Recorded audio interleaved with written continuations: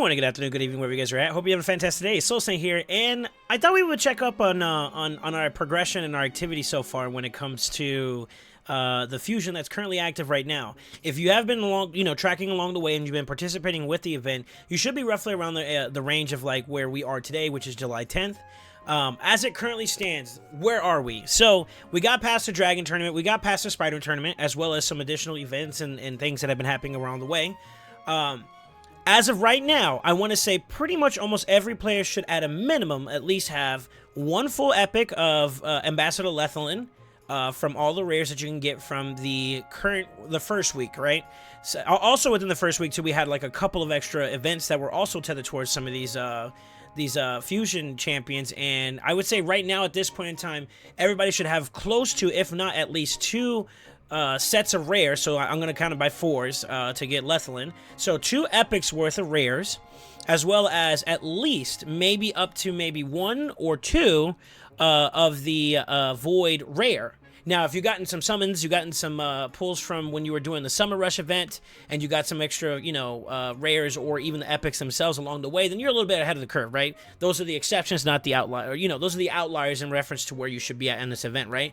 So I would say as of right now, we have like two epics worth of a fusion, at least almost a half towards the Void epic, and then from there we also have one more rotation's worth of events / tournaments that are coming up. I believe right now we are in the middle, or the very, very beginning of Ice Golem going on right now for us to participate in. So I wanted to take this opportunity to talk to you about some stuff that's coming up along the way too as well. There is a couple of events, and we're going to tab back over to the game real quick so you can see this, but there are a couple of events, and I kind of want to make you guys be very aware about this. In particular, the Summer Rush is going to be followed or in sync with a pull 1, get 1. So if you pull a legendary, you get a legendary from Ancients. I think this is one of those things where you have to beware, be very cautious. And the reason why is that we have that event coming up. And yes, I would normally recommend that, like, especially if you're close to Mercy, and you have a decent amount of shards available, which unfortunately I do not, for Ancients, since that's coming up around the corner, then it's a great time for you to pull, more chances at better legendaries, and then, double dipping into getting an additional one. It's always great. However, the problem that comes with this is you face the reality that, like, you're gonna use, resources, and we look at like shards when it comes to fusions as another form of resources, that are going to be strained when you get down towards the later portion of this week, which will be the 14th. We have a champion chase, and if you've been paying attention along the way, we talked about this in our previous video when it came to the fusion, that they are doing something a little slightly different. Instead of it all being one particular epic and that's it, they have 2 different epics you have to get and farm towards, which these events right here that are lining up along the Tree Shield Knot, which is the rare version of the Void section of things, is very conditional to get the epic, right? Now, there's an event, Champion Chase Tournament, that has to do with getting the 4th and final rare to acquire the Weregrin champion, right? And I was thinking that, like, okay, it's very, very sneaky is the way I'll say it. And I'll try to see if I can lace in what I interpret these intentions are. And one of them is kind of malicious to the player, the other one isn't so much, right? Now, because you, like, let's paint the hypothetical and say that you do participate in the event that, that has to do with the Pogo. Well, what you're doing is you're utilizing shards that would technically go towards that champion chase, right?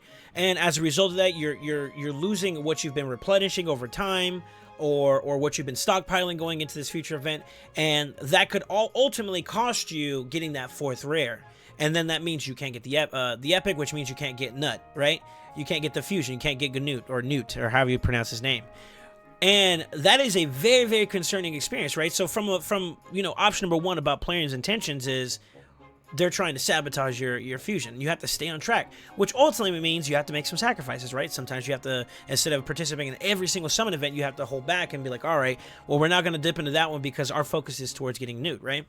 Now, you could, for those that are spenders, and more power to you if you got the monies to do so, but as a result of that, like, you could spend some more, and that's maybe their incentive. So, like, that maliciousness is like, yo, I'm trying to get him to force, or this player here, SoulSaint, for example, I'll use me. I'm trying to get SoulSaint to use the last little bit of shards that he has remaining for this Pogo event, and then going into the champion chase, because I don't have some, maybe we'll throw a couple good deals at him and, you know, get some check of change from him, you know, and that's a possibility.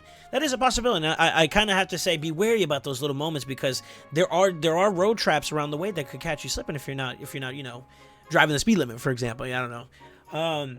But then I also thought about it this way too, and I was like, you know what? What if I'm not participating in this event? What if I'm one of those players that's like, you know what? The timing's not right. I also don't have the resources to maybe acquire Gnut, so I avoided participating in the events altogether. But I do have some shards left over that I would love to pull. Well, maybe that's good for that type of player. And if you're that type of player that's not participating into getting Gnut, hopefully there's a good reason why, because I feel like this is a very, very strong champion. But then this event may be a little bit more lucrative to you, because maybe you get them from a shard pool. Who knows? But the main consensus is utilizing your resources carefully. And I talked about this time and time again about how this event in particular, or this game in particular, is very resource management dependent. It takes a lot of insight into, like, knowing what's coming up to prepare yourself when making actions today. So, like, you plant the seeds today to grow into big trees, or that mango tree down the road, so you can harvest the fruits, right? And this particular case is no different, because we have to watch out. You know, we already had, like, a little bit of a shard drainage event when it came to Summer Rush. And for those of you guys that went even further to get Ambassador Lethalin for the Summer Rush, and it's even more, right, that you had to put out there, right? Whereas, like, Champion Chase is not what you use, it's what you get. So the more lucrative shards, like the more expensive ones, the more desirable ones, like your Sacreds, for example, actually pack more of a punch here too as well. And in this particular case, you know, identifying that you're close to Mercy, maybe you pulled a bunch of blue shards during a Summon Rush event that happened this Friday that we just passed, and you didn't pull a legendary, like myself, for example, and you may be close to maybe Mercy going into this Friday for Champion Chase. Well, to be honest with you, having those extra little ancients that you have stored away, that tank could have that legendary in the barrel waiting for you, and as a result, that Champion Chase becomes significantly easier, right? So it's really just a conscious effort of identifying where you are at in terms of how many shards you pull, how close to Mercy you are, what you have, and then what you're going to use in the future, right? I personally, if I were a player right now that's not spending any money, or I'm trying to be as responsible with my resources as I can be, I would look at this Pogo event as danger. Do not touch it. We skip this. As unfortunate as to say, we would love to be able to participate in every pull one, get one event, or every 2x event, but sometimes you have to identify, you know what, my resources are already strained. Maybe this is not the one for me. Because by skipping this one, I am able to participate in the Champion Chase down the road, and bada bing, bada boom, I get that guaranteed legendary that I'm already pushing towards. So it's really weighing the pros and cons of what you have, what you're willing to put out, what you're willing to spend towards if you are a spender, and just using that with the mindset of like, all right, let's be careful. Let's try to change our trajectory and how we're spending things. Because even during the Summer Rush, I was a little bit more overzealous with my epics. I pulled a 10 instead of pulling maybe 5, so I'm 5 less than what I had accounted for when I was doing my my shard calculation going into Champion Chase, for example. Now, mind you, I have the saving grace of looking at like the shards that I do have left over. I still have at least 10 Sacreds right now, right? So those 10 Sacreds are hopefully going to pack me a pretty good punch going into Champion Chase, even if I don't strike gold. So I'm doing it from like a worst case scenario. And if you prepare for the worst and hope for the best, you're more often than not going to be prepared for the outcome, and you're going to get the desired outcome you're looking for, which is, at the end of the day, we want the fusion, right? So, you know, in my calculations, I'm looking at, okay, I'm looking healthy going into this Champion Chase event, because even at an epic rate, I'm also like pushing along towards the numbers I'm looking for, if it's in tandem with like how other traditional events have gone. So for example, we had the Champion Chase tournament that just went live not too long ago, and I've already done with that on my side. But when I first looked at the number, I was like, it was like 5.1, I think it's 5150 or something like that for the rare void, the rare void you had to get from this tournament as a part of the fusion. And I was like, man, that seems pretty steep. But I went back and I looked at the traditional event for Razavard, for example, and the numbers were pretty much spot on. It was like maybe a couple points off, but for the most part, it's roughly around the same number. It was like 5150. I was like, okay, or you know, somewhere around those lines, around the 5K range, right? And I was like, okay, well, what I thought or perceived was going to be a little bit lower than that was actually on par with the previous event. So going with the mindset was like, all right, I'm tracking of what the previous events, previous information, history has taught me. I have a little bit more going in favor for me in terms of like making a strategic plan with my shards. How much am I expecting on the worst case scenario? Now, another little tip I wanted to kind of present to you guys when it came to champion chase is not just pulling shards that get you champions, fragment summons, as well as fusions. Like if you had like a couple stockpiles worth of Relic Keeper and Broadmaw, you can actually prepare those going into Champion Chase, and that'll net you some points as well. Remember, it's not what you use to get it, it's what you get. So in this particular case, being able to maybe fuse some champions, and this is where the banger of the buck comes from. I have yet to fuse my champions up, and I don't know if you've been noticing, I got, what, 4 right there, and basically I'm almost with my other 4. I have to level it up a little bit.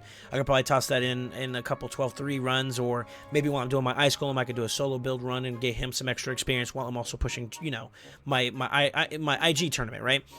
But I have not fused them, right? I have them all locked away. They're stored for a hidden day or for another day, and that day is going to be during Champion Chase. By fusing an Epic, I get a couple points. By fusing specifically a Void Epic, which unfortunately you need the points to get the rare to fuse it, but just using it as an example, you know, getting anything around the lines of like a Void or an Epic champion in general nets you extra points, right? So those little extra points will also contribute to Champion Chase before I even touch my shard pool, for lack of a better word. So those are some strategies I'm kind of holding in mind to making sure that I am preparing for the worst case scenario, and I still got some overhead just in case, right? So it looks like we're going into these events pretty healthily. I did have to dip into my resources, but I will say that like yesterday or the day before yesterday, this weekend, was pretty much a little bit of a downtime because I was on pace and I ended up pushing ahead a little bit faster. So I had some time, and like, you know, during those periods, you could probably stock up on maybe some missing potions you're looking for or whatever. But it's all about being careful with your resources, right? As of right now, for me, in terms of tournaments, I don't have anything outside of Ice Golem to prepare for. So Ice Golem is one thing that I'm already on pace with. We do have a Summer Rush that we're not going to pay attention to because that's external from this event particularly. The Artifact Enhancement event, I did take some time after farming Dragon Tournament, having all the tournaments during that window being finished, that I could have farmed towards Dungeon Divers, and it's like, well, I need to replenish my depleted silver that I was using for one of the Artifact Enhancement events that happened recently. So I was like, okay, let me go into Spider, replenish my silver while I'm also pushing towards Dungeon Divers. And that's what I ended up doing. I kind of find a way to always make sure I'm double dipping, like how I said in my previous video. So I'm pretty much on pace. I would even dare say that, like, if I put my foot into this Ice Golem one, which I plan on, I'm due for some pretty good gear pieces in the hard side of things, so I'm probably going to farm that as well.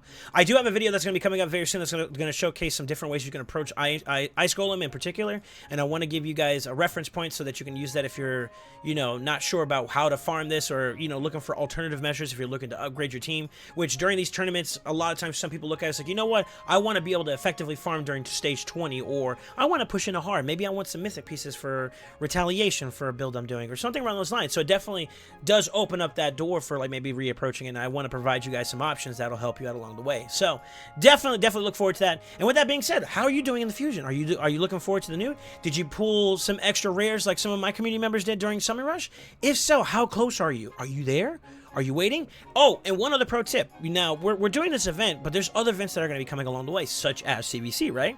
Well, I did, there was a discussion in my Discord with my community, and they were talking about saving Gnut for the CVC, and some people was like, is that going to be available? Well, if you look at the time frame, today is Monday, so next week, which is a whole week, plus 1 day, will get me directly in the middle of CVC, right? So tomorrow plus a week will get me to the CVC. So if I take 1 day and a week away from this timer left to fuse them, I still have a day and 4 hours, which means that I will be finished with this event, and I will have Gnut ready to fuse during CVC. So instead of just pulling him the day of, what's the last event that's gonna occur? It's gonna be roughly on Monday, or if you're super fast and you got this Champion Chase done and Fire Night done on Friday or Saturday, then you could technically pull him during the weekend if you wanted to, right? Well, I would suggest waiting during Tuesday, because that'll also give you some contributing points towards CVC. You know, patience is a virtue, and that's all I have to say about when it comes to resource management. Is like, the more patient you are with this game, the better it is, the better payoff. And also, you know, learning to be conservative with your resources as best as you can up until the moment where it's time to just let it all rip is probably the best way to look at this game and effectively do it, whether that's through CVC means, with your books and your shards, or 2Xs with your shards, or pogo events with your shards, which is it's very difficult to say that during this event. It's all about timing, you know, and I will say that if you can have the patience, maybe hold on to Gnut until CBC, and you'll be coming out the gate, especially if this is your first one, your first version of him. That's an easy out the gate 30,000 points, which may benefit you, and that could be the thing that makes or breaks your win, right? Going into CBC, which will help bless you down the road. And more often than not, I think they're going to announce it by this weekend, whether or not we're going to get a personal rewards one. The last one was not a PR related CBC, so I'm going to assume that this one will be, and that's all the more important towards the competitiveness that you can have when acquiring with Gnut and utilizing him during CBC for extra points. You know, just benefiting from having him at the right time, right? So I will definitely say prepare as always, right? And look towards the future and use your resources as wisely as you can. Now, if you have the monies and you can spend, have at it. Enjoy this Pogo event. Let me know what you get. I'm definitely curious. And with that being said, don't forget to like, comment, subscribe in the comments below. Let me know how your day's going and the whole 9 yards. And with all that being said, always remember, stay ascended.